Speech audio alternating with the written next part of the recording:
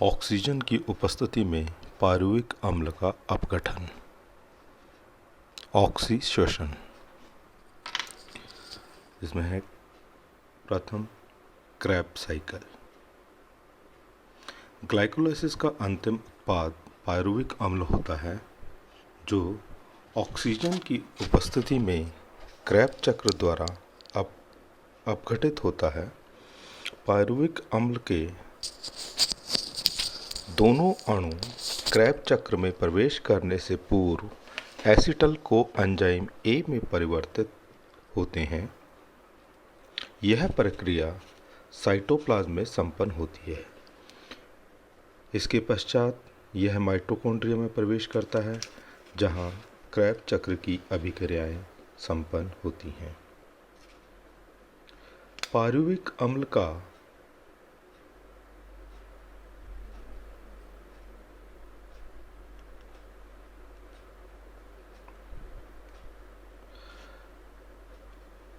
निर्माण होता है। क्रेब्स साइकिल के मुख्य अभिक्रियाएं निम्न प्रकार से हैं। नंबर 1, एसिटल को एंजाइम ए का निर्माण, फॉर्मेशन ऑफ एसिटल को एंजाइम ए। पायरुविक अम्ल का ऑक्सीकारी विकार्बोऑक्सिलेशन यानी ऑक्सीडेटिव डीकार्बोऑक्सिलेशन द्वारा एसिटल को एंजाइम ए में परिवर्तन होता है।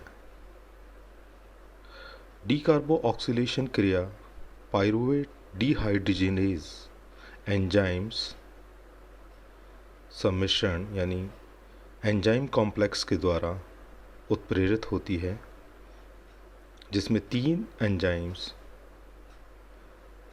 Pyruvate decarboxylase, lipoid acetyl transferase,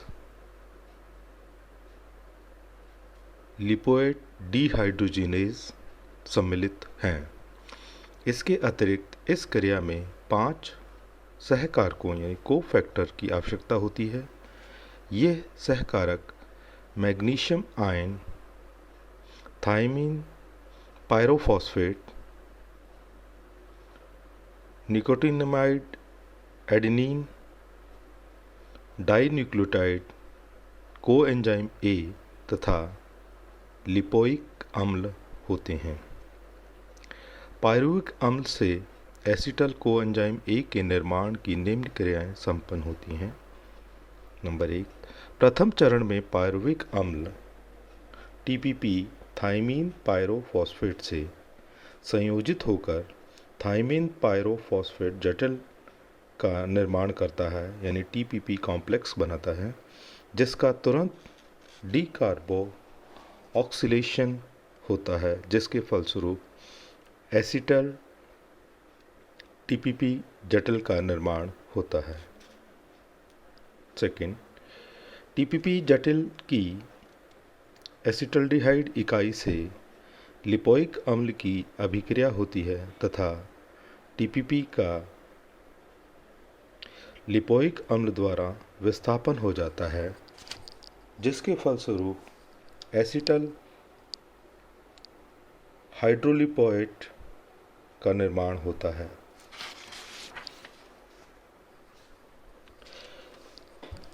third step, acetal हाइड्रोलिपोएट को कोएंजाइम ए से क्रिया होती है, जिसके फलस्वरूप एसिटल कोएंजाइम ए का निर्माण होता है तथा लिपोइक अम्ल अपचित होकर हो जाता है। यह अभिक्रिया लिपोइड डिहाइड्रोजिनेज की उपस्थिति में होती है। लास्ट, अंतिम चरण में अपचित लिपोइक अम्ल का सहकारक एनएडी द्वारा ऑक्सीकरण हो जाता है। इस प्रकार लिपोइक अम्ल का रीजनरेशन हो जाता है। यह अभिक्रिया इस दृष्टिकोण से महत्वपूर्ण है कि लिपोइक अम्ल निरंतर उपलब्ध रहता है, जो पायरुविक अम्ल से एसिटल कोएंजाइम ए के निर्माण के लिए आवश्यक होता है। इसके अतिरिक्त एनएडी को 2 इलेक्ट्रॉन स्थानांतरण से NADPH+H यानी NADPH2 का निर्माण होता है।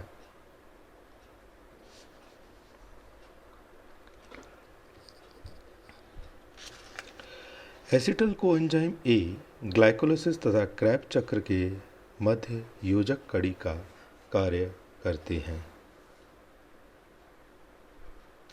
एसिटल कोएंजाइम ए का ऑक्सीकरण अवस्था में माइटोकॉन्ड्रिया में होता है। इस चक्र की खोज हैंस ए क्रैब 1937 ने की थी, इसलिए इसे क्रैब चक्र कहते हैं। इस चक्र को ट्राई कार्बोऑक्जेलिक अम्ल चक्र, ट्राई कार्बोऑक्जेलिक एसिड साइकिल अथवा सिट्रिक अम्ल चक्र, सिट्रिक एसिड साइकिल भी कहते हैं। इस चक्र में एसिटल कोएंजाइम ए का ऑक्सीकरण अनेक चरणों में होता है तथा विमुक्त ऊर्जा विशिष्ट अणुओं द्वारा ट्रैप कर ली जाती है। क्रैब चक्र के मुख्य चरण निम्न प्रकार से हैं। Number 1, acetyl coenzyme A mitochondria में उपस्थित 4 कार्बन यौगिक ऑक्सैलो एसीटेट अम्ल से क्रिया करता है तथा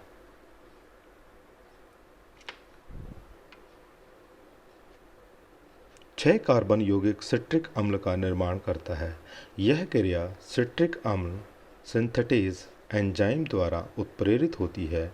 इस अभिक्रिया के फलस्वरूप कोएंजाइम ए विमुक्त हो जाता है तथा पायरुविक अम्ल के दूसरे अणु के अपघटन हेतु उपलब्ध हो जाता है। द्वितीय, दूसरे चरण में सिट्रिक अम्ल आइसोमराइजेशन द्वारा आइसोसिट्रिक अम्ल में परिवर्तित होता है। इस क्रिया में सिट्रिक अम्ल पहले जल अणु विमुक्त कर मध्यवर्ती यौगिक सिस एक्टिनोइक अम्ल का निर्माण करता है, जो पुनः जल अणु ग्रहण कर आइसोसिट्रिक अम्ल में परिवर्तित हो जाता है। उपरोक्त अभिक्रियाएं एक्टिनेटेज एंजाइम की उपस्थिति में होती हैं। तीसरा स्टेप, आइसोसिट्रिक अम्ल के ऑक्सीकरण से ऑक्सैलोसक्सेनिक अम्ल का निर्माण होता है। यह अभिक्रिया आइसोसिट्रिक डिहाइड्रोजिनेज एंजाइम की उपस्थिति में होती है। इस अभिक्रिया में विमुक्त हाइड्रोजन NAD द्वारा ग्रहण कर ली जाती है तथा NADPH2 का निर्माण होता है। नेक्स्ट, ऑक्सैलोसक्सेनिक अम्ल डीकार्बोक्सिलेशन द्वारा अल्फा कीटो ग्लूटेरिक अम्ल का निर्माण करता है। यह अभिक्रिया डीकार्बोक्सिलेज की उपस्थिति में संपन्न होती है। इसके अंतर्गत कार्बन डाइऑक्साइड की विमुक्ति होती है। अल्फा कीटो ग्लूटेरिक अम्ल क्रैब चक्र का एकमात्र 5 कार्बन युक्त मध्यवर्ती यौगिक है। Next, alpha keto glutaric acid के ऑक्सीकरण से सक्सेनिक अम्ल का निर्माण होता है। यह अभिक्रिया 2 चरणों में होती है। प्रथम चरण में 2 कीटो ग्लूटेरिक अम्ल का परिवर्तन सक्सेनाइल को एंजाइम ए में होता है। यह क्रिया alpha keto glutaric dehydrogenase enzyme तथा TPP व मैग्नीशियम आयन NAD व FAD लिपोइक अम्ल कोएंजाइम ए सहकारकों की उपस्थिति में होती है। द्वितीय चरण में सक्सेनाइल कोएंजाइम ए का सक्सेनिक थायोकाइनेज एंजाइम की उपस्थिति में सक्सेनिक अम्ल तथा कोएंजाइम ए में अपघटन हो जाता है। इस क्रिया में कार्बनिक फॉस्फेट द्वारा गुआनोसिन डाइफॉस्फेट GDP के अणु का गुआनोसिन ट्राइफॉस्फेट GTP में परिवर्तन होता है। GTP बाद में ADP से संयोजित होकर ATP का निर्माण करती है। नेक्स्ट स्टेप, सक्सेनिक अम्ल के ऑक्सीकरण से फ्यूमेरिक अम्ल का निर्माण होता है। यह अभिक्रिया सक्सेनिक अम्ल डिहाइड्रोजिनेज एंजाइम की उपस्थिति में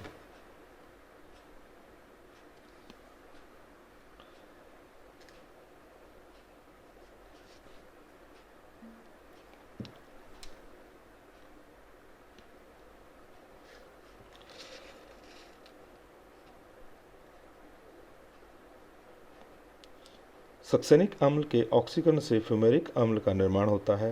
यह अभिक्रिया सक्सेनिक अम्ल डिहाइड्रोजिनेज एंजाइम की उपस्थिति में होती है तथा फ्लेविन एडेनिन डाइन्यूक्लियोटाइड FAD इलेक्ट्रॉनग्राही का कार्य करता है। नेक्स्ट, फ्यूमेरिक अम्ल जल का अणु ग्रहण कर मैलिक अम्ल में परिवर्तित हो जाता है। यह क्रिया फ्यूमेरेज एंजाइम द्वारा उत्प्रेरित होती है।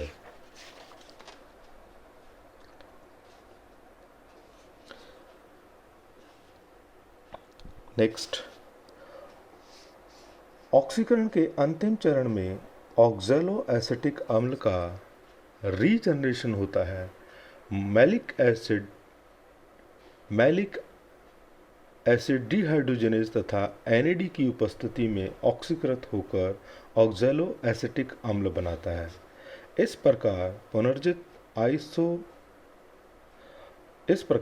पुनर्जित ऑक्सैलो एसिटिक कोएंजाइम A से क्रिया कर क्रेब्स चक्र के दूसरे चक्र को प्रारंभ करता है।